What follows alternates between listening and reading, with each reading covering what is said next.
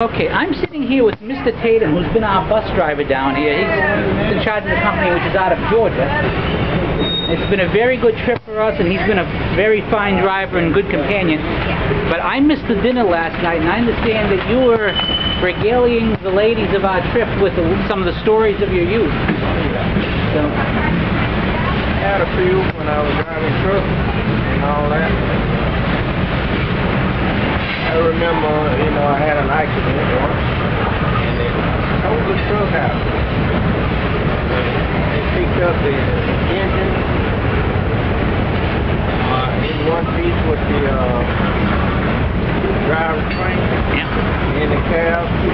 Well, you were long haul trucking at the time. Yeah, and people kept driving by, asking where's the driver, how's he doing, what happened? I said, I'm the driver. They said, you going to church Sunday? I said, sure. I always go to church every chance I get. Yeah, so I just got tired of asking that question, so I went to the truck. They got all the truck up on the trailer to bring it home.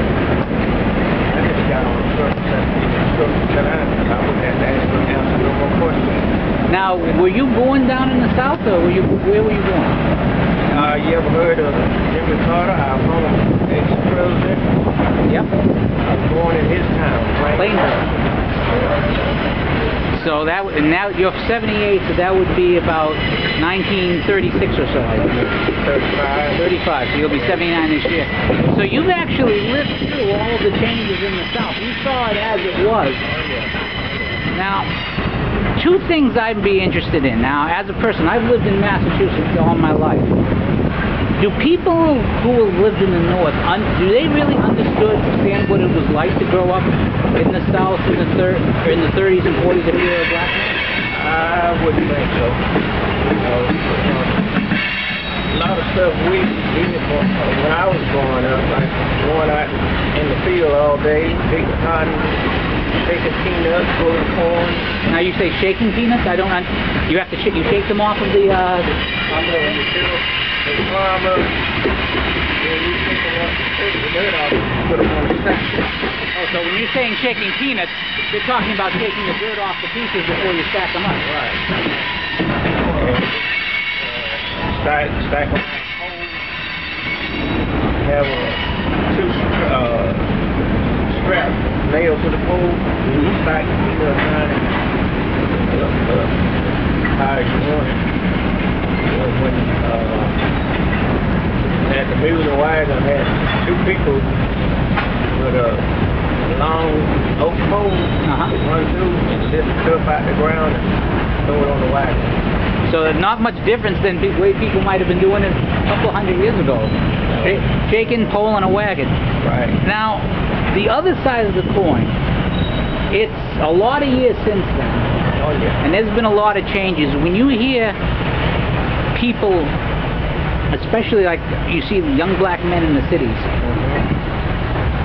and they talk about how they are, if they're in college, talk about how they're impressed. Can they compare their lives to what you went through back then, or we might have underestimated it, but do people today overestimate their own problems because of it? They don't really appreciate how good we have it these days, comparatively speaking. Sure, I really firmly believe that the people of these days don't appreciate how good they have it. Because back in them days, we would work. I would work a whole week for $16 that's from Monday to Saturday noon. That's a lot of work, and that's not. And in the sun, and it's hot down here. That's tough work for $16 a week. Yeah.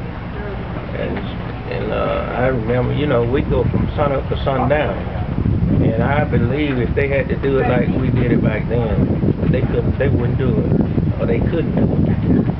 And if there was one piece of advice you would give, if a young man walked up to you today and said, "What's the best advice you can give me?" What would you think that advice would be? I would say appreciate the life that they can live now. Like they got better schools, and I would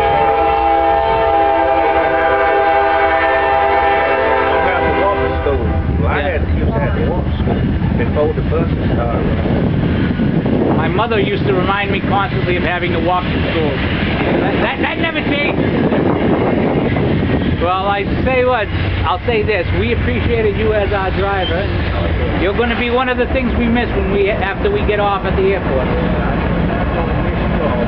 Well, maybe you won't miss us for long. Y'all been so sweet. I've had some people like this. They was ill people. They didn't give you a smile, you know.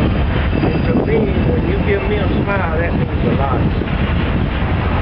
Well, it's been good to have you around. Good to share the table with you too, because that's the way you learn about people. I think. Well, thank you again very much for your time and for all you've done for us.